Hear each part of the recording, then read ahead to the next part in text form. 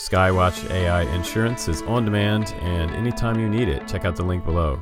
I'm Justin Davis and this is Drone Camps RC.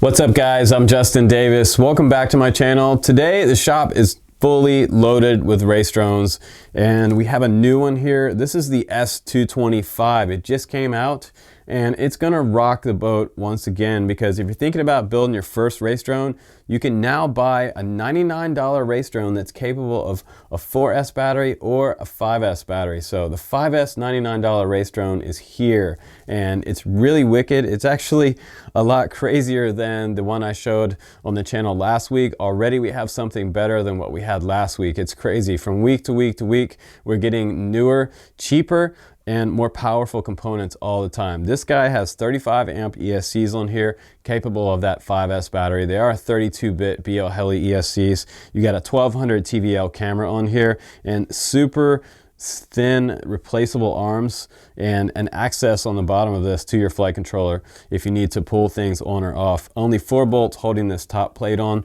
so really easy to work on. No strange build process here. It's very straightforward and very simple. I'm going to walk you through the entire build process. Now before we get started, if you'd like to click on my Patreon link down below and support me in making these videos for you guys, that would be extra special and we can share messages together.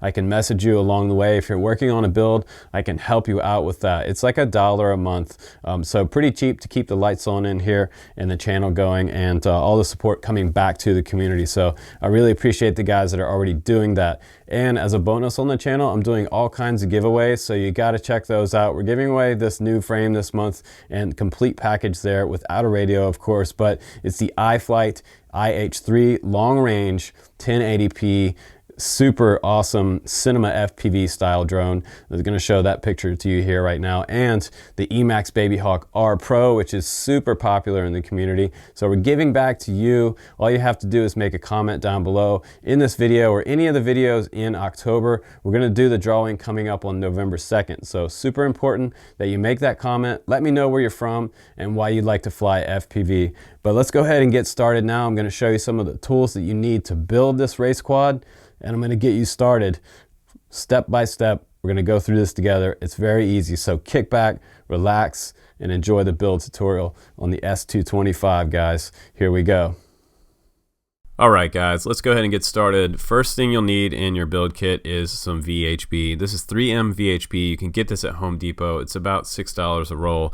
It's awesome stuff. You also need a set of hex drivers, and we usually use 2 and 3 millimeter for the hex bolts that go into these quads. And the popular TS100 portable soldering iron. This thing is awesome. You can plug it into the wall or use a portable field battery.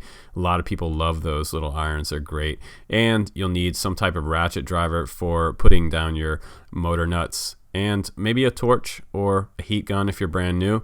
Also, you'll need maybe a razor blade, and you will want a small set of Phillips head screwdrivers for the small screws.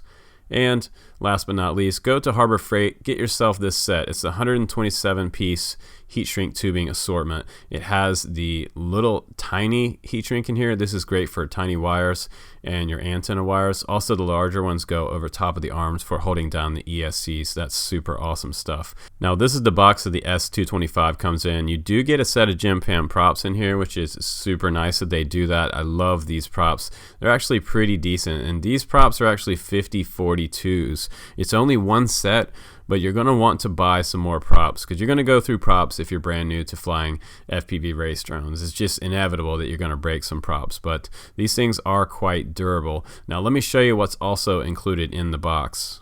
And first up, we have the frame kit. This is all the hardware and everything you need to build up your frame. We're going to build the bottom part first, and then we're going to work our way up as we go. You also get some SkyStar stickers in the box, and these are the motors, the 2204, 2300 kV, and they are counterclockwise and clockwise. They also have these bullet nuts on the top. We're going to take those bullet nuts off. We're not going to use these bullet nuts So you can probably just throw these away. I don't use them a lot of times because they do have a tendency to fly off the quad, and you can crash your quad because of that. So we're going to use the included lock nuts that came in there, and these are the low profile nuts. Just go ahead, remove those bullet nuts and set those to the side. We're not going to need these at all during this build. And go ahead and grab one of your lock nuts now, and you'll notice that they did mix up the threading on the color coding on these. The bullet nuts were different, so you'll see that the silver nut is going on this clockwise motor right here, which would have normally been the black bullet nut. Kind of confusing, but that's the way they did it for this particular build. So you'll notice here the counterclockwise has the black nut, the silver nut, and you get 2 bolts for each bottom of the motor. So we have the larger bolts, we don't need the real big ones. Now this is your VTX, pretty nice. It's the Cyclone, and it is 5.8 running up to 600 milliwatt. You have your button right here to change channels and bands, and your MMCX connector right there. This is your antenna that's going to snap onto it. These are great, and this is a much smaller antenna, way smaller profile. Now the great thing about China is sometimes they don't label things correctly, and this is a case of that. This says Sky Starts, and this is actually an Omnibus F4 SD flight controller. So if you're looking for the schematic on that, you can find that on the internet. I'll try to find the link for this, but you're going to solder up your ESC wires here. And let's look at this. The LEDs go right on this rail right here. These 3 are for your LEDs right here. And down below that, we have video in and video out. You're going to do your video, your positive there, and your negative. As you can see, those first 3 tabs right there. And just up from there, we have the video in, and that's going to be where your camera goes. So you're going to have the negative, the signal, and your positive wire right there. And I'm going to show you that coming up in the soldering job and just walk you guys through that. At the very top up there, you see the word boot. Those 2 little tabs right there need to be bridged if you're going to reflash this board. I usually reflash it before I start my build. So solder up both of those 2 tabs, and you can reflash it with the Omnibus F4SD firmware inside Betaflight. So that's going to be the target for this particular board. Now if you're looking for the buzzer in the kit, they didn't include one, but you can add one right here by adding a red and black wire with a buzzer on the end. And this is the receiver side. You notice the jumpers right here, 3 volt and 5 volt. If you're running a DSM receiver, DSMX, you want to step it down to 3.3 by soldering these 2 tabs on the right hand side of these 3. If you're running S-Bus and an FR Sky receiver, you can just leave everything the same. You also have an RX1 tab right there. So in the box you get some SkyStars BL Heli 32-bit 35 amp ESCs. These are supposed to be able to run up to 5S, and they do have an LED. It lets you know they're lit up. You have 3 motor tabs on the very bottom, and we're going to remove one of these wires on the very top part. I'm going to show you that in just a little bit, but if you're trying to flash these, make sure you're using the 32-bit configurator. Otherwise you're not going to be able to flash these or update them or even change motor direction. So make sure you're using the 32-bit configurator when you're trying to change motor direction or flash these. You'll be good to go. Otherwise, it won't connect to BL Heli configurator. Now, next up, we have a variety of assortments and accessories that come along with this. We get the pretty typical stuff, your battery pad. This is your camera and your camera cable, and the little screws that go through the sidewall plates for securing your camera down. We're going to show you this a little bit later, but let me show you this camera up close. It is a CCD camera running about 1200 TVL, which is a really nice image. And this little cable just plugs in just like this. You've got your 5 to 12 volt right there on the far left hand side, ground, and the yellow wire is usually going to be your video signal. And we're going to snip that end off and solder it down to the flight controller in just a bit. So now we're going to open up our frame kit and set our hardware to the side. We're going to organize these into individual piles so that we know where everything is. This is usually the first thing I do to check out a new frame. If you've never built a frame and you just got it in the mail, it's usually a little bit odd to put it together the first time, and I'm going to walk you through that so you don't make the mistakes that I did when I was first putting these pieces together. So just go ahead and lay everything out. They do have what appears to be 3mm bottom plate. This is your bottom plate, and the next plate up will be for your flight controller. And the bolts are just going to go through right through the holes I'll show you in just a little bit. What's really cool about this bottom plate is the fact that it does have spots for a 20mm stack or a 30mm stack. You can see the outside holes right there in that square are for 30mm and the inside holes are for the 20mm stack. So super cool. Either way you want to go there, you can use either type of flight controller. But today we're going to use the one that came with it. And this is the front end right here. You see those two slots for your camera mount, and this is the back end for the battery wires to go through. And I'll show you how to set that up a little bit later. Alright guys, so let's go ahead and start with step one. We're going to go ahead and grab this plastic hardware right here. This is standoffs for your flight controller, and grab one of your M3 bolts right there and your driver. So we're just going to take this plate right here and we're going to put the bolt through the bottom, and I'll show you where it goes. Right on the outside right there, and then you're just going to take that standoff and screw it down to that bolt by hand at first. You can take your driver and tighten it up a little bit later, but what I love about this bottom plate is they put holes through the bottom plate so we can access that. If we need to remove that, that's really important. Some of the old frames out there don't have that option. So go ahead and grab your next standoff, and if you're building right along with this video, this will be nice. I'll show you just how it all works out right there. So now we have two of those. Now we can take another bolt, put it through the bottom right there, and yours should look like this. Don't put them on the inside stack because your flight controller is a 30 by 30 millimeter squared. So we're going to go ahead and take one last bolt, put it through right there, one last standoff, and go ahead and screw that down with your fingers. And now at this point, if you like to, you can go ahead and take your driver, and now this bottom plate is going to go just underneath there, just like this. That's looking pretty good there. We can grab one of our arms and start to put our hardware through. So you have two different types. You have a shorter and a longer bolt, and I'll show you where those go.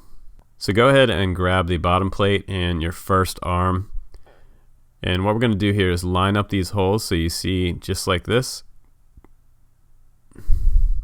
And only one of these holes is going to work out for this top plate. So there's not actually 3 bolts that go through there. There's only 2. So that's kind of confusing to you. But go ahead and take one of these lock nuts right here. And these are flush on one side and they have a little drop down on the other. Just make sure the drop down part goes into the carbon so it sits flush on the top of the frame, and that'll have the correct threading direction. So go ahead now, and you're going to grab the shorter bolt of these longer ones. There's a longer one, but that one goes on the inside, so make sure you have the correct bolt. If you see, say, like 2 millimeters coming up above where your lock nut is, that means that you have the wrong bolt in there. And then when you grab a shorter one to put on the inside part, it's not going to work out for you. So make sure that you have the correct one. And it should be just flush with the top of that standoff nut right there, that little lock nut. And don't tighten it all the way up yet. We're going to leave it a little bit loose so we can get the next bolt through there and still be able to move the arm to line the hole up. So don't crank it down too much. So now you get your arm lined up nice. Now grab the longer bolt, and the longest one will come up through the top of the frame. If you have one of the shorter ones, and they're only a few millimeters apart, but it makes a big difference here. And put that longer one through there. And sometimes if they get stuck, you can kind of wiggle it through there, or get your driver. Now I have this larger standoff. I'm just going to tighten that down. Now I can give it a couple turns. Not too much. You can put a little bit of Loctite on this if you want, wherever you have a metal to metal connection. Same thing on the arms, but I've rarely ever had bolts come loose off the frame parts. We're going to save some Loctite for putting on the motors. Now we can grab our second arm, and we're ready to do the same process on the second arm. Just like that. You can see those 2 holes there, so we're going to grab that lock nut, sort of snap that down inside the frame there. And remember that that's sort of a shorter bolt, not the super short ones. That's for the top, your top plate. So get that lined up, see if I can get it perfect there. Push that through. You can hold this lock nut down with your thumb while you're trying to put the bolt through. And you probably got some music going at this point, and kind of just chilling out. Take your time on these builds. The more time you take on a build, the better your quad is going to turn out. If you're not enjoying this process, the hobby might not be for you. I really do like to build things. You know, put on some tunes and just jam and build. And if you need help, it's always awesome to build with a friend. If you have someone that you know that already races, build a quad with your friend that already races, and you're going to have a much better experience, because you're going to get really frustrated if you're doing this by yourself. If you do have to do this by yourself, hopefully I'm your friend helping you out during this build. And I'm going to try to give you guys all the advice I can offer you during this process so it makes it smoother for you guys. Now I'm just going to show you a little close-up of what this will look like. I took that one standoff back off real quick, but see how flush that is? That's what it should look like close up. So these bolts are two different sizes there. I'll just grab this other one so you guys can see what they look like next to each other. See if I can get the right one there. And you notice there's only a slight difference. The longer one goes where the metal post is going to go up. The shorter one goes to the lock nut. And so now I'm going to grab that longer one like I showed you before, and I'm going to go ahead and feed that through again. And you're just going to repeat this process all the way around. And this time it's on the inside part. You get that to focus and see how much it sticks up above the frame. So you have plenty to drive that standoff onto. If you use the shorter ones, there won't be enough nut sticking up above that plate to secure the top of your quad, and it might actually pop off. I've used bolts that were too short before during build processes, and that's kind of what happens. Same thing for motor bolts. If you use motor bolts that are too short, they can pop off. If you use motor bolts that are too long, you can actually fry your motor. So you want to make sure you're using the right size motor bolts on your build. Otherwise, the first time you plug in your quad, zap, there goes your motors. If the bolt makes contact with the copper coils inside the stators, it can destroy your motors. And we're going to go ahead and finger tighten down that one. Now I can grab another lock nut, go ahead and drop that in there. And I figured out during this build that it's easier to do this standoff, the metal standoff post, the longer bolt first, and then do the outside one next. Just kind of holds it in place. A little easier for you to drop that lock nut down in that countersunk hole. That's looking pretty good there. Just going to just barely tighten those up for now. Get them nice and snug. Don't over tighten them. It's a big deal not to over tighten stuff, especially where you've got the metal ones going into the plastic right here. You can see that's the back end. Now we're going to do the back arms. Like I was saying, don't over tighten metal into plastic, because you will definitely strip the plastic threading. And that's where your flight controller was going to sit. So we're going to take another one of the longer screws now, one of the longer bolts, and run that through the inside hole there. This one right here. Just going to press that through there. It's kind of a pain, but once you get your first arm on, it usually goes a little smoother after you get the first one on, because you got something holding the whole sandwich of this bottom plate, both bottom plates together. So we should be able to see there the hole and get that lined up. And on the back, I believe it is different here than the front, so let's just double check to make sure that I've got this right. There we go, now it's right. The first time we looked at it, you couldn't see through the hole. So if your holes line up correctly, it should look like this. So now you can see through that hole.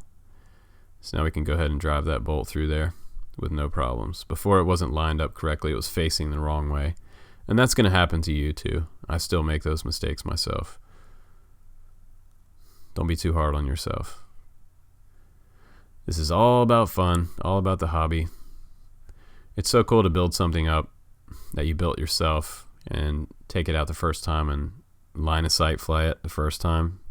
That means not wearing your goggles. Your first test is going to be without goggles. Very important, because if you have a wrong motor direction, these things can violently spin across the ground. I've had one fly at my car and flew under my car and just barely missed my car and me. And I usually do flight tests out in an open field somewhere with no one else around. So no dogs, animals, people. I don't ever flight test inside parks where there's going to be lots of people around, especially children. So now everything is nice and snug on that third arm, and now I can go ahead and finish up my final arm there. Now that you know how to do that, you should be this far along as well on your build. I'm just going to go ahead and slide that in there, and that's lining up perfectly. So yours should look something like this. In the back, you want to see those two parts touch, and up front as well. If they don't line up like that, you probably have it wrong. They need to come in and sort of sandwich together and lightly touch there in the middle. Okay. Now grab that longer bolt again, drive that up through the bottom, and you're going to take your metal post, your aluminum standoff. Now it should stick up just like that. You know you've got the longer bolt, like I was showing you guys before. Get that camera to focus there. Now just go ahead and grab that standoff, and we're gonna tighten that standoff down. And this camera is just not really focusing right now, is it? So you're probably done with yours now, and we can move on to the next step, guys. Now another nice tool to have is some helping hands, and I bought the more expensive ones here to hold my flight controller and my XT30 battery harness. Go ahead and grab your TS100 and turn it on just by pressing that button. And now you're going to stick it in the steel wool there, and you're going to clean off the tip really well. Make sure it's nice and shiny on the end, and put a little bit of solder on there. And I'm using a fume extractor. You see that smoke flying into that tube over there on the right? That's sucking it down into a carbon filter system that keeps all this smoke out of my face, because this smoke is pretty bad for you guys. Just to let you know, you want to use some type of fume extractor. It's always good not to breathe this. So you're just going to work the soldering iron around the wire, and you want to see it start to sizzle. If you have to use a magnifying glass, that's a good way to look at the wire. And one way to tell that the wire is nice and hot is you'll see that the solder actually starts to melt when you touch it on the other side of the wire, not directly to the soldering iron. So once you touch the 60/40 solder to the wire and it melts when it touches the wire, you got a nice hot wire. So now these look nice and tinned up, and they should be nice and shiny. And if you have to redo it, no big deal. You don't want huge blobs hanging off these wires. And you can kind of use your soldering iron to pull off a little bit of excess solder if you get too much. Now I'm going to zoom into the tabs and take a look at this a little bit closer up here. We have a couple things going on here for your battery terminal. BAT plus is going to be your red wire. BAT negative is going to be where your black wire goes. And this is the bottom side of that flight controller. So it's a flight controller and PDB all in one. In the old days, we had PDB below it, and we ran wires up to power the flight controller. And all of our ESC wires went to a separate board completely, a separate PDB. Fast forward to 2018, and now we have PDB flight controller combos, what we call an AIO, and OSD and everything else included as well. So just run your pin around the tab. Don't put too much heat for too long to these tabs, because they can separate from the board. So be pretty careful about that. You want to make sure they look nice and shiny too when you're finished. And you can go ahead and take it off of your helping hands and just take a little closer look at your work. Make sure it's nice and shiny. If they look dull, then you didn't get a good contact for your heat to the tab. That's very important. So you can see the wire is going to come in underneath here. It's going to look nice and tidy. So now we can go ahead and solder these onto the bottom of your PDB. Whoops. So they're going to come in just like that. Make sure that you have the right wire going to the right tab, positive and negative right there. That's very important. You'll fry it otherwise. So now I have it back in the helping hands, and we can go ahead and take the TS100, put a little more solder on it. Make sure you clean off the tip in between each solder. So we're going to heat up the wire first, because the wire takes a little longer to heat up. Now the next thing you're going to do is press your pin into the tab surface area and go ahead and get both pieces of metal hot. If they're both not hot, you won't have a very good connection. You'll get what's called a cold solder, and it's going to look kind of tarnished. It's not going to look shiny. So again, heat up the wire first, spin that wire around a little bit, heat up the whole wire. And the TS100 is nice because it's fast. It gets in there and it does the job really quickly, and you don't have a lot of pressing involved. Older irons used to really make me mad because they weren't quite hot enough. This one gets up to about 400 C. I have it right now set to about 380 C, and that's Celsius, so that's super hot, almost 800 degrees. So that's looking pretty good now. Both of these are shiny, and I can go ahead and take it off my helping hands. Give this a little bit of a tug just to make sure that things are seated properly. You don't want to pull on it too much because you can break this PCB. You don't want to break that board. And we're going to show you how to secure those to the quad frame in just a little bit later, so you don't have a battery fly off and pull these two tabs off. That's very important for your build. Positive here, negative there, and we're good to go. And one thing they didn't include was a capacitor. Kind of a shame that they didn't include a capacitor, but you can probably live without one. We flew for years without capacitors. Now you can do this two ways. You can grab some wire and you can solder the red wire and the black wire to this and put this capacitor somewhere else inside the frame, or you can do it the quick way, which is just to solder it to right to the battery terminal tabs. And you want to make sure that you have your positive and negative properly set up on here. If you get it backwards, you can fry your capacitor. So go ahead and clean off the tip again and add a little more solder onto the end of your iron. And we can kind of tin up these capacitor wires on the end here. Before we start, we can add just a little bit of solder onto each of those. Let's go ahead and get it nice and hot. Put a little bit of solder on there because solder is transferring your heat to the metal. Now clean off the tip again and go ahead and get ready to put the first wire down into the positive side there. So if you don't have enough solder on your pin at first, it's going to require a little more solder to transfer the heat properly. So right there, I didn't have quite enough solder on the tip. So go ahead and liberally put some solder on your iron. Just going to make this a lot easier. And if you do this for too long, your terminal wire is going to fall off. And we're only just barely denting the surface, so to speak, putting this capacitor on there.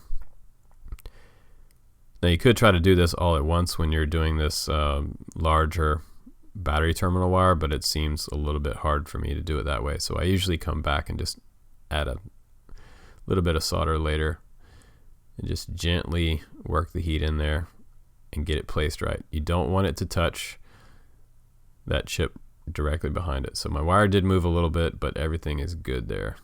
Everything is a-okay. So now we're going to bend this other wire up.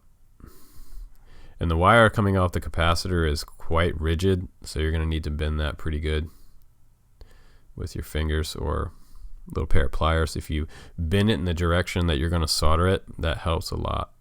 So you generally just try to bend it as flat as I can get it, flush with where I'm going to right there, and just gently, just a little tiny pull right there. You don't have to heat the whole thing up. That's looking good, and pull back toward yourself, kind of like that. If you get some little shark teeth on there, you can kind of just redo it until you get it the way you like it, or you can trim it off. But that'll do for now. That's looking pretty good. Okay, so now to the next step. At this point, you should have already flashed Betaflight 3.5 to this board, and you're going to do that by putting those two boot buttons up at the very top right there. You're going to bridge those with solder. And remember, you're going to flash the Omnibus F4SD firmware. And you can do flash on connect inside Betaflight. So at this point, we're ready to put some solder down on our ESC terminals. And we have motor 1 there. You can see M1 right there. So now I have the first one done. Just spread your pin around. Don't overdo it, because if you bridge tabs, you're going to short out one of your ESCs, and you don't want to do that. You can see these white lines in between the tab. It's kind of a visual reference. It gives you a way to see that there's no solder creeping over to the next tab next to it. You want a liberal amount of solder, and just be really careful on that center one for your signal. Your signal pad right there is in the center. That's going to be the white wire coming off your ESC. Now I can do this top part. And we're going to remove the black wire. The ground wire, some people say you need it. A lot of flight controllers say you don't. And this one happens to be one, because there's no pad for your ground wire coming from your ESC. So I'm going to show you how to snip those off. And I've been building for years, over 5 years now, and I've never had an issue with not using that wire. So you can see these two pads right here are pretty close. So you just want to change your angle on your soldering iron and make sure that you're not bridging from one side to the other. This is a real critical part right here. So I'm changing my angle right here, coming in from the top. I'm trying to spread that over without touching the other pad. Now this is where a magnifying glass might come in handy. As you can see here, it's even a little bit hard to tell if I haven't bridged over to the next tab. Right there, I almost did it. So it takes a little bit of finesse, but this is not super hard work right here. This is just getting us set up, and now we can start soldering up some ESCs. If I can get it to focus real quick. You need to double check your work and make sure, double, triple, quadruple sure that nothing is bridging right here. You can see everything is on its own pad. Even up here at the very top where I was concerned, right there, no solder is bridging over. Same thing for the signal and that positive pad right there. So this is looking pretty good. Now we can go ahead and grab our ESCs. Before we do that, flip your board over, and right here, this is something that I should have shown. I had to go back and redo this part because my power wasn't working to my VTX. Now on the very bottom of this board, there's two jumper pads, a video in and video out. Make sure you do the right hand side right there, and you put a bridge right here between these two tabs on this side. So make sure that this is done, otherwise your VTX won't get enough power. That VTX, the video transmitter, that I'm going to show you in a little bit, it needs more than 7 volt to be powered. So 7 volt or up. If you don't do this, you're not going to get enough voltage, and you won't show any power on your VTX. So let's go ahead now that we have that bridged and put the flight controller down. Very surprising to do an entire build and then come back and find out that later. So I wanted to make sure I had this video absolutely correct for you guys. Now I'm just putting on where I think this is going to go. You can kind of check out your placement. Looks pretty good. See that harness right there? We're not going to use that one actually. And this is facing forward, and this is the back right here. So it should look just like this. Now we can set our ESC on there. We're going to figure out where we want it on the arm. And that looks about good right there. And we're going to trim these wires off just a little bit past each tab, so we have enough room there. And a lot of times what I do is I push them down on the arm so I get a little bit of slack just in case I need it. If you make a mistake, it's always good to have a little bit of slack. If you do make a mistake, you can slide the ESC a little bit closer. Now temporarily you could just take a piece of electrical tape and kind of just put it around your ESC to where you think you want it on the arm. And we're going to take that off and put some heat shrink there in just a minute. And that's some of that Harbor Freight heat shrink, which fits right over the end of these arms. It's awesome because you can wait till after you install the arms to put the heat shrink on this arms. Normally you would have to put the heat shrink on first before you put the arm on, because the end where the motor bolts down to is just going to be a little too big to get the heat shrink over. And these arms are designed so that you can slide the heat shrink over the end, which is neat. And you're just going to trim off these wires just a little ways past the tab. Okay, just a little ways past the tab there, so you have a little bit of slack. I usually push them down to the arm, and then I pull the wire up over the tab and past, and that just gives me enough slack. And if they're too long, you can always twist up the ESC. Now go ahead and you're going to grab some wire crimps there and just crimp off the end. Just about like that is good. Now you're going to do the next one. And you can also get these at Home Depot. Every quad shop should have those for getting this plastic coating. The smaller wires I usually just pinch off with my fingers. That usually works pretty good there. So now I'm ready to tin these up.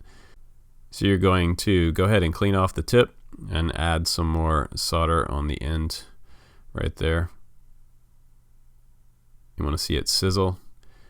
The smaller wires are really easy. And the nice thing about this ESC wire is that the larger ESC coating over the wire is silicone, so it's not going to sit there and melt on you. Like the white wire will momentarily melt because it is covered in plastic. Not sure why they used plastic on that one, silicone on the other ones, but I like the silicone better because it doesn't melt on you when you're doing your solders, even at like 700 and 800 degrees. Kind of amazing stuff.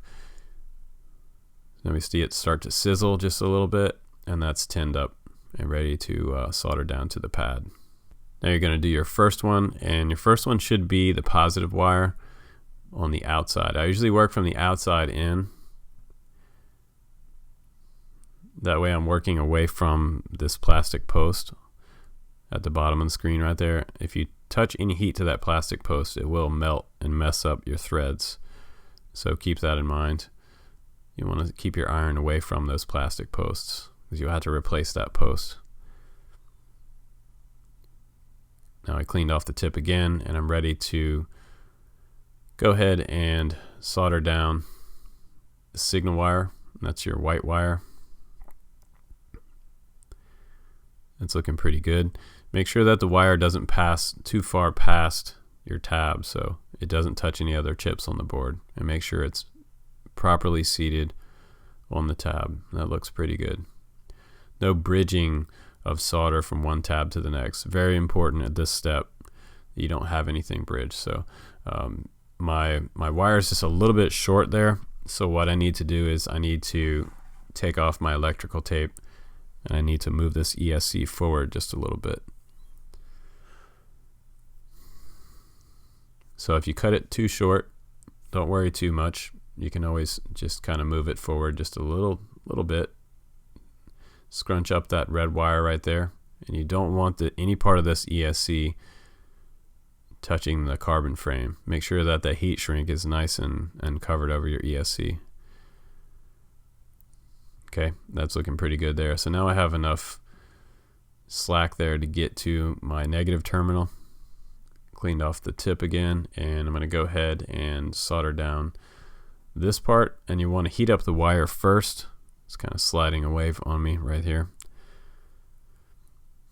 This build surface is nice, but it's not really made for soldering up quads. The best stuff to use is that silicone rubber mat.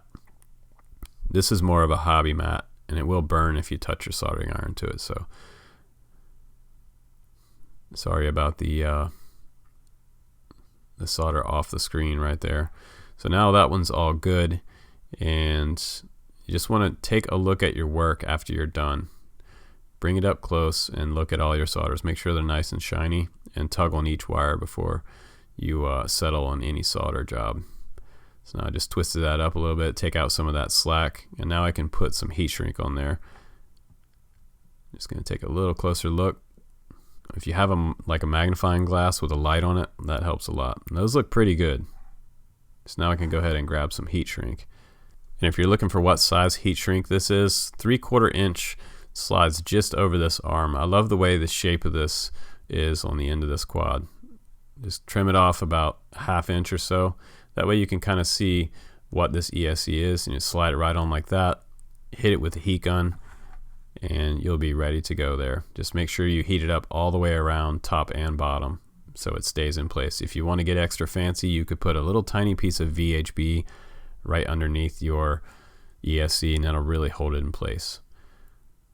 Now your next step is going to be to go ahead and pre-tin your motor tabs, and it doesn't matter which motor wire you put on there. Don't worry about these. These don't have to be in any particular order like the other side did. So this will be a lot easier to go ahead and set up. Now we're good there. We can go ahead and start tinning up our motor wires and get those trimmed out and ready to solder onto the ESCs. Now before you do that, you're going to go ahead and put the rest of your ESCs on, and go ahead and you can put a little piece of electrical tape, or you can do your heat shrink however you like to put them on the quad frame, and just go ahead and work on trimming all your wires off and making sure that those they reach just past each tab. So we're going to run this one just like this, and this one here, and you're going to trim that black wire, that little tiny black wire off. You see the black wire is not on there, so I did remove that wire. You can also use your soldering pen to remove that ground wire on the ESC. You can see I just have that white wire there now.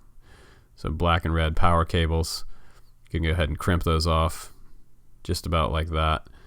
And now you're going to pre-tin all of these, and once you get all these soldered up, we can move on to the next part, and you can catch up with the video at that point.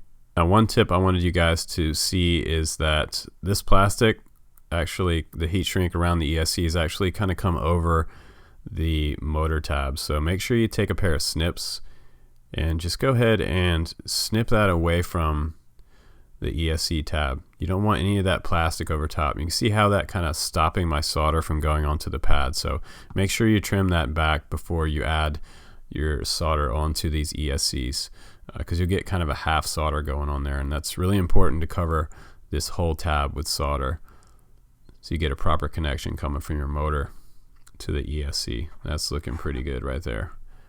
Now this one's good to go. Now go ahead and grab your first motor. That's going to be a clockwise motor. That turns to the right, and we're going to put that on the right rear. This one right here. It's going to sit right on top of that, just like that. And we're going to trim these wires back to fit right on the ESC tabs.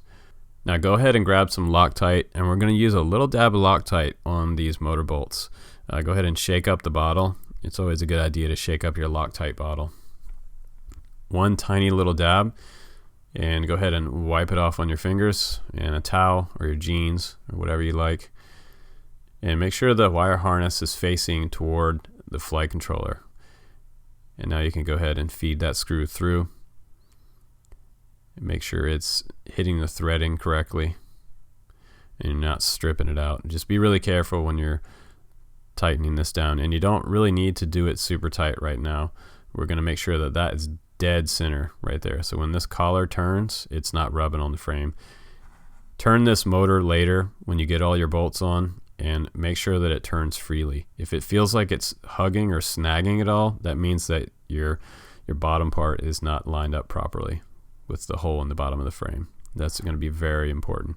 So now we're to the part where you guys can again trim your motor wires, and I usually do it just past the tabs. Some people will do it right on top of it, but I like to have just a little bit of slack there in case I need it, in case I screw up. That's very important. So now you're going to go ahead, grab your crimpers again and your wire trimmers. Just pull a tiny little tab off, tiniest bit off. You don't need these super long. If they're too long, you can trim them back. You don't want them running forward and making contact with another part of the ESC or one of the chips. That's looking pretty good right there. Now we can tin those up and we can start soldering them down to the tabs. Now at this point in the build, if you have a pair of tweezers, and again, I got these from Harbor Freight, they're awesome, and just go ahead and get the right angle on this, and you can kind of bend the wire with your fingers a little bit to the direction that you're trying to solder it, because the wires always seem to fight the opposite direction of where I'm trying to put them. Sort of get them straightened up with that tab, and take your time right here.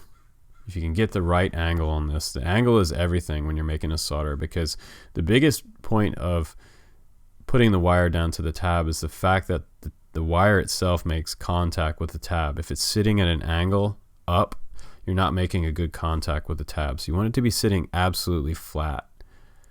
Now go ahead and apply heat to both the wire and the tab, and you should have a nice shiny solder. Now you can go ahead and do the next one. Just be as patient as you can with your tweezers, because sometimes they seem to go the direction that they would like to, not necessarily the direction you would like them to go. And again, my quad is moving a little bit. If you can secure your quad down with some helping hands, that always helps too. And there, my wire is just a little bit long, so it's kind of pushing the quad back, so I really need to just bend this wire back just a little bit first, just like that, and then apply my heat so it's not pushing back on itself. And just long enough so that you get both pieces of metal hot, the wire and the tab. And remember, don't overheat these tabs, because the tabs will fall off of the ESCs as well, and then you'll ruin your ESC. So pretty important that you put it on there just the right amount of time to make your connection. You see it start to kind of, both of them start to gel together, and you should be good. And you can go ahead and tuck these wires down a little bit, give them a little bit of a tug, make sure that they're on the tabs nice and firm. And so we're done with the first motor. Now we can do the other four, and we're almost to the point where we're ready to start building our stack. This is looking pretty good here. And just, you know, zoom into these with a magnifying glass and check out your solders to make sure they look good. Cold solder is always a bad day. Now you can go ahead and take your last bolt there, and you're going to put Loctite on that. Don't forget to grab your Loctite. Shake it up again, put a little tiny dab, and I always wipe it off, because you don't want this running up inside the motor stator. That's going to be a very bad thing for your motor. And go ahead and put these bolts in, and it's very important. These are larger style nuts. I believe these are M4s. Make sure that screws. Make sure that you don't over tighten these. You will strip the crap out of the motor. So just get it in until it's firm, and then back off. So now we're good to go. And I spun that motor one time just to make sure that it's not hugging on the inside. That's looking pretty good. Now we can do these other motors. All right, now you should be to the point where you have all of your motors soldered up to each of your ESCs. Your heat shrink is on. Now we can start working on our stack in the middle again. And now it's really starting to look like a quad. This is so cool. And the nice thing about these ESCs is the fact that if you blow one out, you can get another one and just put it on instead of a 4-in-1. It also makes the stack a little bit shorter in the middle, so we have more room in the middle to add different things like our VTX, an external VTX, and our receiver. And everything looks pretty good here. Just go over all of your solder jobs again and take a close look at what you did. Worst thing in the world is a bad solder joint on a quadcopter. Alright, let's go ahead and mount the camera to the sidewalls. Just go ahead and grab those little tiny Phillips head screws, and we're going to run those through the side plate, and it's going to make contact with the side of the camera. This little tiny slot right there. Go ahead and tighten that up on one side, and then you're going to do the same thing on the other side, just like that. So now we can go ahead and push this down into the slots, and it's a little bit tight right here in between these aluminum standoffs and where your camera is going to fit in. So with a little bit of force, I was able to get this down in there. Now you can move each side back and forth a little bit until the camera sidewall mounts slide down into the bottom of the frame slot. You can see that right there. You just kind of wiggle it on each side. Once you get it to where you think it's seated, then you can start to really rock it back and forth a little bit until it starts to slide down into the slots. And if you need to put a little extra pressure, you can put it down on the bench and really put some heavy pressure on it, and it should snap into place. Just make sure you're not pinching any of your wires behind there. Now go ahead and grab your snips and snip off that little connector. I know that looks crazy, but we're going to solder these down to the video in port. The video in is where your camera is going to go. Video out is where your VTX wires are going to go. So now we're going to go ahead and tin up these wires. Now once you have your wires tinned up, you're going to go ahead and clean off the tip again.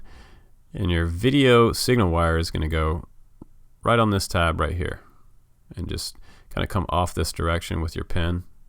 Usually works the best. And we're putting these wires on from the inside, not coming from the outside, because if you have tree branches fly past this flight controller, you don't want any of those wires getting snagged. So a lot of times I have my wires facing from the inside out. Just like this, just apply a little bit of heat there. And if you don't get it the first time, if you don't like the way it looks, like this wire slid on me a little bit right there,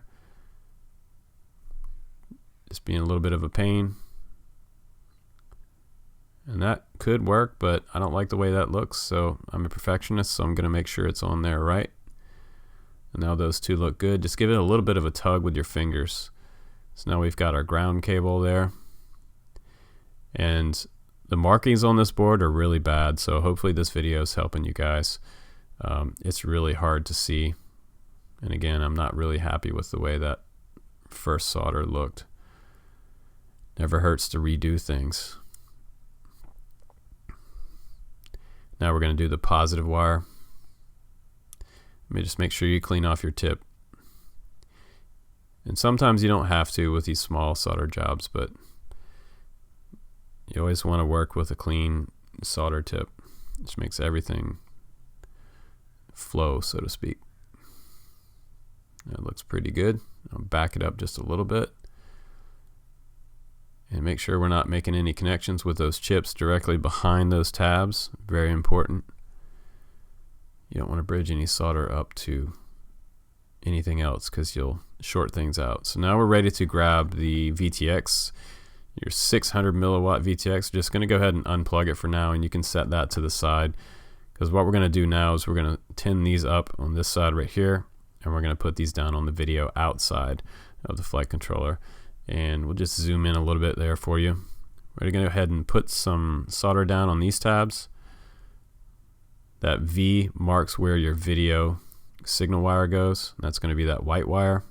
Like I said before, sometimes it gets yellow, sometimes it's white, depending on the company that made it. But usually the signal wires are always white or yellow. So now I'm good there. I can go ahead and bring in my first wire. And you can just barely see these markings on this board. Again, I'm not really impressed with the silkscreen job they have for their labeling. There's not a whole lot of room there. So now we're going to go ahead, tin up these three wires. Just put a tiny bit of solder. Don't need a whole lot of heat for these tiny wires, just momentarily. And we should be good to go there. So I'm going to take that off. And now we can zoom back into where we were before.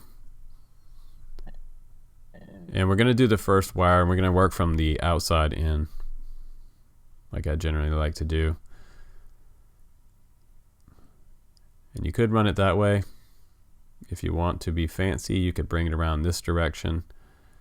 And just make sure that the wire is nice and flat on the tab. That's the trick right here. You don't want to touch those two chips. That's why the TS100 is a really nice soldering iron, because the tip on this is smaller. It works great for these small tabs. And man, you need some really small fingers to work with some of this stuff. Now, the way this next tab is, I don't want it touching those two yellow chips, the orange chips just above that. So I might bring this one actually this direction.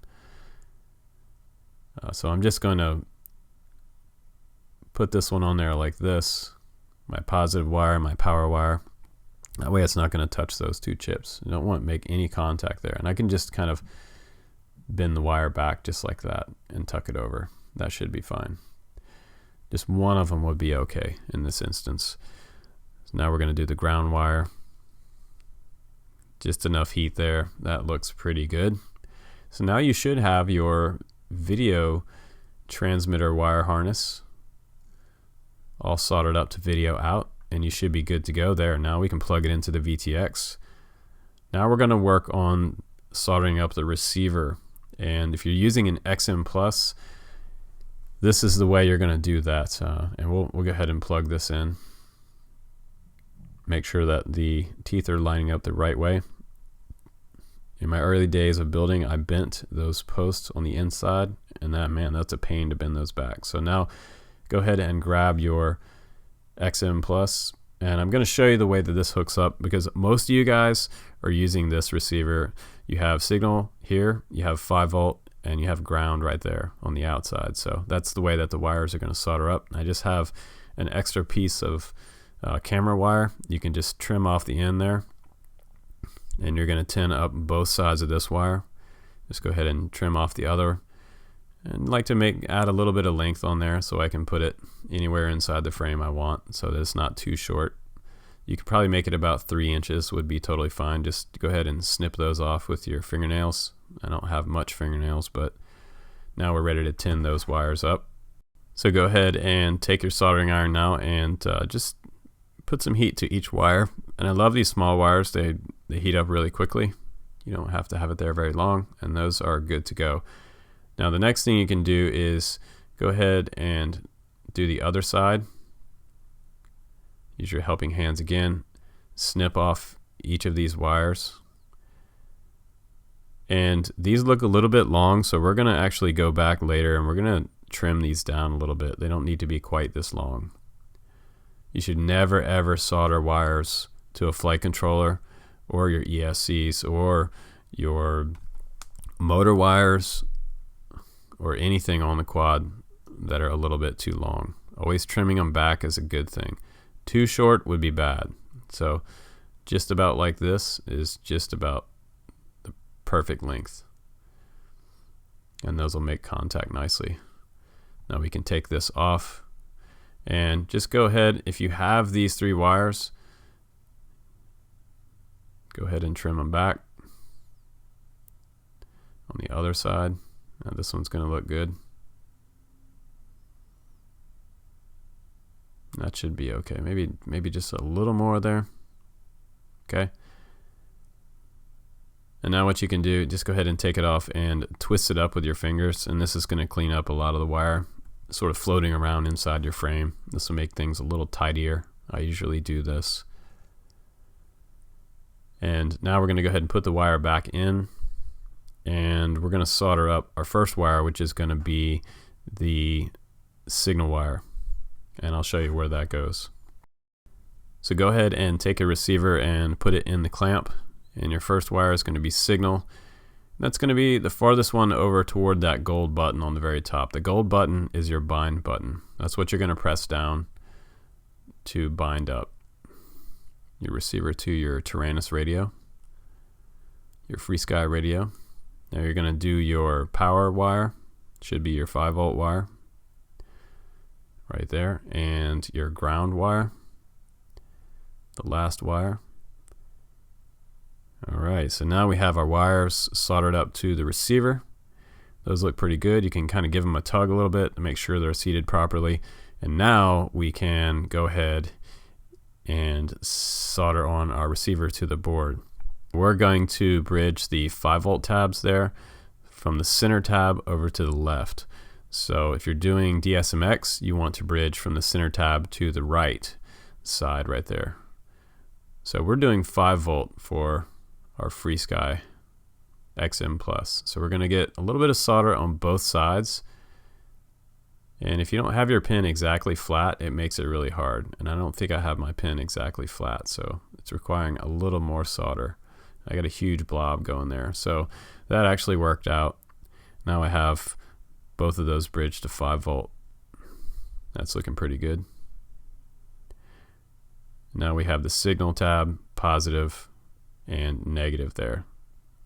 All right, so now we can take the first wire, which would be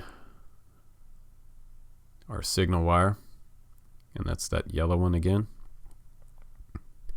That's our S-bus signal. Go ahead and solder that down to that tab, and just move your iron away from the flight controller and down so you don't get any shark fins above your solders. That always works out great if you pull away from where you're soldering with the pin. Just apply a little bit of heat there, make sure both surfaces are hot and pull away. No shark fins. That's looking pretty good. If you get a shark fin, which is going to be a pointy solder on top of the solder, you can kind of sometimes just take a little tool and a little snips and snip off the top end of it. But you have to be very careful when you're doing that. You don't want random metal parts like you see on my mat floating around on top of your flight controller. That can cause a short. You'll have a brownout of something somewhere. Another important tip, guys, is to spin your motors with your hands after you do a build to make sure that none of the bolts on your mat ended up in your motors. Because the first time you go out to fly, you could have a burn up motor because you had some type of bolt sitting on the bench go up inside your motors. So, or you just won't, it'll just flop over on the ground. The motor won't turn properly. So now we have everything hooked up there. It looks pretty good. Double check your work again, as always. Make sure everything is nice and shiny. We have signal, 5 volt, and our ground wire right there on that rail. We're good to go now. Now I took the receiver wires back off just to show you this part. This is the most important part. Make sure that this is bridged right here. P and S needs to be bridged, not RX1, but P and S right there.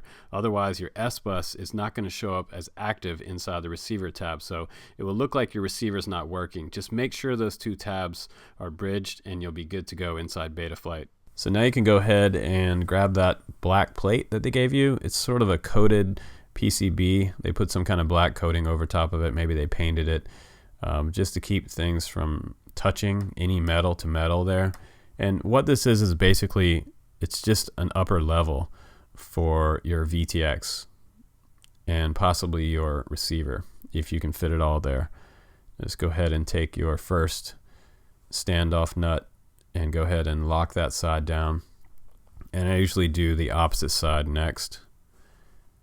Just go ahead and put that nut down.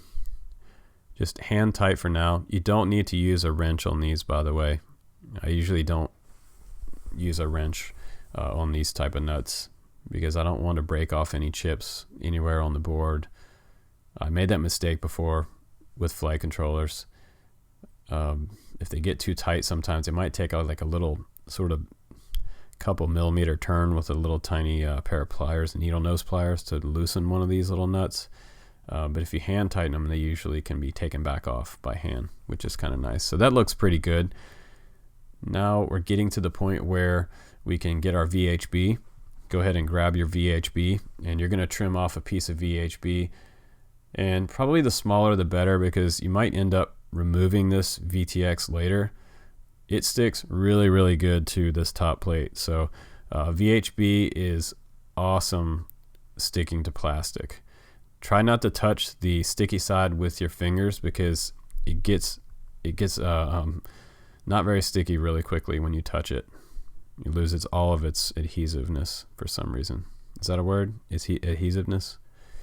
Okay, so I've got my MMCX connector on there. I'm just going to twist the VTX wires up and sort of tidy these up in the back of the quad back here so they're not floating out into my props. And if you want to get really fancy, you could take a tiny little zip tie and just kind of zip tie these on the back. But you know what? I'm going to end up using a little bit of extra slack because I'm going to bend this around the other way like this. And you're going to take one of your longer zip ties and put around this top plate and the VTX itself, in between that LED and your push button for your channels and bands, and secure it down. Go ahead and grab your razor blade. Razor blades are a great way to get this backing off this VHB, because this VHB is kind of, the backing is kind of a pain to get off without a razor blade.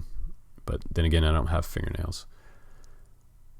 So I'm giving myself a little more slack here, trying to figure out where I'm going to put my wires at. might have it right there, just like that. Just gently push it down, because this VHB stuff is super tacky, guys. It's not coming off unless you really hit like a brick wall. So now I'm going to do the same thing with my receiver, and we've got to figure out where we're going to put the receiver. If there was enough room on top of that plate right there, I might do that, but I don't think there's enough room left. So what we might have to do there is, facing the antennas toward the back of the quad, mount this receiver to the top plate with a piece of VHB and a zip tie around the whole thing. Okay, so I'm just going to get it on there right. And then we're going to peel off the back of that. And you're not going to put that top plate on until you bind up your receiver to your quad, to your radio. Very important. Don't assemble the whole thing and put your heat shrink over top of your antenna wires just yet, because you need to bind up the quad to your radio. Once I get that off, I can grab my top plate. And here's the top plate. It's going to go on just like this. You got two little zip tie holes at the very back for bringing your antenna up and around, and that'll hold your antenna up while you're flying and keep it out of the props, and also keep it further away from your power source. And I thought this might have fit on this shelf down below, but it's just not going to fit down there. You could probably try to do that, but it's just not going to be very secure right here. It just almost fits right there. Almost. But that's not going to work. And sometimes you can put it down here at the bottom. But what we're going to end up having to do here is put it on the bottom side, right about there. And we're going to run these antenna wires through that hole right there, that first hole. And then we're going to run some zip ties on each side of that to keep these antennas up off the top of the quad. Now, there's a couple ways you can mount your receiver. If you wanted to mount your receiver underneath that top plate, you could run your antennas off the sides of the arms, like some people do, with a zip tie on each side. But in this particular configuration, this will be fine, because we can still get a GoPro up front, and the receiver's wires are tall enough to get a maximum signal back to your quad. That's looking pretty good there. So now we can go ahead and just run a zip tie around right here and secure this. If you have a smaller zip tie, it will probably work a little bit better than the one they included in the kit. This one's just a little bit large for this, but it's going to work on my build today. I'm just going to kind of hide that larger part underneath the frame. And once I get that nice and tight, I can snip that off and put that to the side. And now I should be good to go there. Now I can bind up my radio. Now, once you have your radio bound up to your receiver, you can go ahead and put this top plate on with those 4 bolts. You should be okay to do that at this point. Just go ahead and fasten those down, and don't over tighten them, because you can definitely kind of strip these standoffs. You don't want to strip those. Those are aluminum posts. So that's looking pretty good there. Now we have a quad that we're almost ready to race. That's awesome. So next thing we're going to do is we're going to take one of those long zip ties, and we're going to run it up through the bottom of the plate right here. And just take a look at the way this works out. Make sure that you don't have any wires underneath this zip tie when you're bringing this around. And what you can do to make this a little bit easier on yourself is you can run this through first and then worry about the antenna going through the loop later. And this zip tie right here is just going to help you keep your antenna up into position, not down. It's going to keep it up into position when you're flying. It's not going to flop backwards. And that's what these 2 slots are back here for. So we're going to tighten that up, not all the way down, because we don't want it sitting on the quad frame. We want it to have enough slack that it goes back, but and still you can bend it back with your fingers just a little bit, but it's basically like a little harness for your antenna to sit upright, just like that. And now that's good to go. We can just bend that back a little more, and that's awesome. That little guy is ready to rock. And I'm just gonna jump forward here. This is where the quad is finished up, but I wanna make sure I had this part in here somewhere, because some of you guys are gonna want to know what this quad weighs, and it's 278 grams, which is lighter than the Taro that I built earlier on the channel, 433 grams. This is an awesome race quad or freestyle quad, so very competitive rate, and also super competitive price, but awesome that this thing weighs 278 grams. That is a really competitive weight for this quad. So the next step is to go ahead and secure your antennas off the top of the quad right here, and grab your long zip ties, and you're gonna put them through just like this. Pull your antennas back away from your zip tie so you're not pinching your antennas, and go ahead and pull it down just like this, and seat the very top part of the zip tie on the top of the quad just like that, and it should face out this direction. Now we're going to do the other side, and you want to have it sitting up like this and come around this direction just like that. So we're going to put this bottom part through here. We're going to come up and around and through the receiver tab of the zip tie, and we're going to push it down until it stops clicking. And with a little bit of heat, we're going to put some heat shrink over top of those and run those antennas up, so just like this. And we're going to snip these off just above where the white tips are. The white tips is where most of your signal comes from back to your radio. Okay, snip that off. And I usually like to make them about the same length, just for, you know, cosmetic reasons. Those look pretty good there. Now I can bend them out just a little more with my fingers. When I apply heat to them, you can also get a little bit of a better curve on there. So go ahead and grab your Harbor Freight heat shrink. Just double checking those motors to make sure that everything is moving around good. Okay, so we got 4 of those. And if you have the longer stuff, you can order off Amazon the particular size that you need. It's nice because you can just use one long piece over top of these pieces of heat shrink, but Harbor Freight cuts them into individual sections, probably mainly for automotive stuff, not for what we're doing really. But 2 pieces on there will be just fine on each side. Now go ahead and grab your other antenna and put that white part up at the very top, kind of pinch that down a little bit with your finger, run it through your zip tie. Make sure that the antenna stays all the way up to the top. Make sure it doesn't get scrunched down toward the bottom of your zip tie as you're putting your heat shrink over. If it's grabbing too much, you need just a little bit larger piece of heat shrink. It's the small stuff, but the larger size in that first bin. So now that looks pretty good. I'm going to go ahead and move my antenna out of the way so I don't torch my antenna.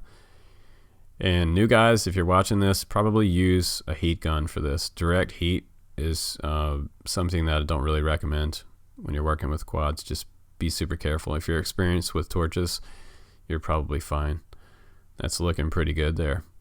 Now our antennas are just about done, and I can kind of bend those to the direction I want them, away from each other, so I get a little bit better signal there. And now we have a finished race quad. I can just tilt my camera a little more, and we should be ready to plug in a battery, guys, and get this guy out in the field. We're definitely going to do some flight tests with this one, and I'm going to show you how this flies. I'm super excited that they actually did a race quad for $99 that will run 5S. This is awesome. And if these motors can hang out with 5S, we're going to find out, or not. They might blow out, and hopefully they have the right motors on here for a 5S setup. If not, I would definitely upgrade these to the newer, I believe they're the RS2 2206 motors from EMAX. So if you're looking for an immediate upgrade, that's going to be awesome for these. Now they do give you the props, and I'm going to show you how the props go on there. These are those gym fan props. Very important that you put the props on the right direction. I'm only showing you this right now because some of you don't know this information. Now this is a left turn prop. You can tell by the front leading edge that it turns that direction. The higher edge is going to be the direction of travel. It's going to turn to the left. So this is going to go on the front left like this, or the front right motor. It's going to turn left. And this is your other left turn. You see the trailing edge there? It's the sharper edge on the back side. And now your right turn prop is going to go around this way. You see that leading edge right there? See how it's sort of kicked up in the front? And the trailing edge is lower. And that's going to turn right around like that. So I always say right rear. Right rear is right turn. Right turn rear. RRR. And then directly opposite of the right turn is the other right turn prop. So this is the layout for your propellers. And go ahead and put your prop nuts on. And you're not going to do this. You're not going to put the props on until you're ready to take it outside and line of sight flight test it. If you're working with beta flight indoors, very important for the new guys, don't fire this up on the bench with a battery and plug it into beta flight while the props are on. I've had people for years past to have these fly off the bench and hit them. So you don't want a 5-inch flying at you full throttle on accident. It's a very bad day. People get cut to pieces with these quads. So they're very dangerous. When you first take this outside to fly it, make sure that, double sure that you fly this line of sight first and not with your goggles on, because chances are, if you're a new builder, the first time you fly this, you might have one of the motor directions wrong, and something could be terribly wrong. And like I said, it can fly across a field and hit your car, or it can fly into a tree or hit you or someone else. So be super careful on your first maiden flight. And a lot of times I just kind of hover closely to the ground. If it comes up in a hover, the first time you get it out there, you've done everything right. And one other thing I'm going to recommend to you guys is that you get a smoke stopper off of Amazon. Before you finish this build, when you're finally finished with it, before you plug in the battery for the first time, make sure that you put a smoke stopper on that XT30 in the back between your battery and the quad, because that's really going to save you. If you have a short, the light is going to light up. It's going to let you know you have a short somewhere, which means you have some tabs touching. And I don't use the battery pads that come along with it, the rubber battery pads. I always use a piece of velcro on the bottom. That keeps the battery snug to the bottom of the quad better for me. I don't have batteries flying off. We'll put our strap around just like that. And there's your port for beta flight right there, your USB port. On this side you have the button for your VTX for changing bands and channels. Right there you should be able to see the LED. And push your capacitor up inside there just a little bit in the back, and that should be just fine right there. No need to really run a zip tie on those. You can just let that hang out right there. We have plenty of clearance with the props. And they want us to put the battery wires down through here. That looks like the way this frame is designed, but I'm not totally sure about that. I'm thinking that this might work out better around the arm, and I probably wouldn't have it hanging out in there. I don't like the way that looks, so I'm actually going to run it on the outside of that clamp and just to the side. I don't really want it touching that thinner carbon, because you could actually have that carbon shear through the battery wire with all the vibration that happens on these quads. So having it come down on that fatter part of the carbon is going to be better. It's not going to be cutting through your wires. And the reason we're putting a zip tie here, guys, is because you absolutely want to tie this off to something besides having it just free, sitting free off the back of the quad. If your battery flies off, it's going to yank it off of your ESC or your PDB flight controller, and it's going to rip those tabs right off your flight controller.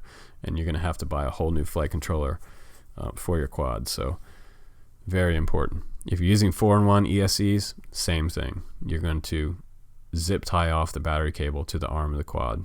Now, this is looking pretty good. I'm so stoked that we have a quad now The S225 is awesome.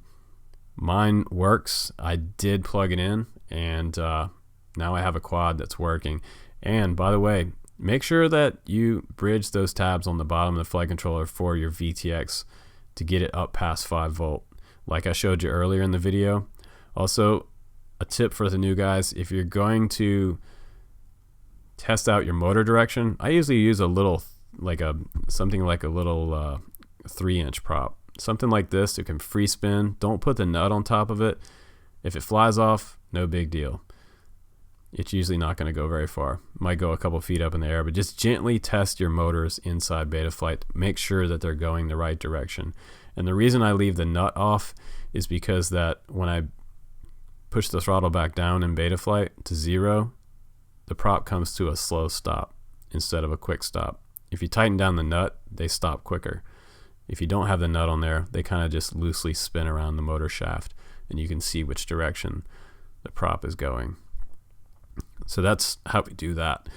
But thanks for watching this build, guys. I think this one turned out pretty darn good. You can check out the link down below. 5 stars for this quad, and the 5S is awesome. So I can't believe they have a 5S quad for $99. It's absolutely crazy. And this one actually looks pretty good. So for sure, grab one of these, snatch one of these up at the link down below, because these are going to go pretty fast for 5S and $99. But I'm going to take this one outside, guys, and we'll do some line of sight flying. Awesome. Thanks for hanging out again. I'm Justin Davis. Peace. Peace out. I will see you on the next one. Take care, guys.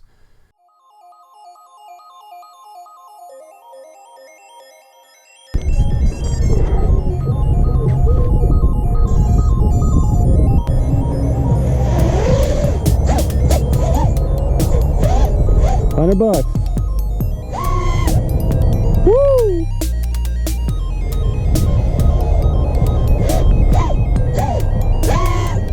Hot rod.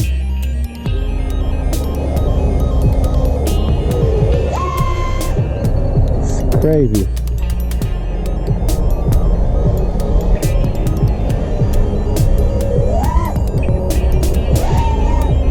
Big rainbow. Really, really smooth. I can't wait to FPV this. My God. On 5S would be crazy.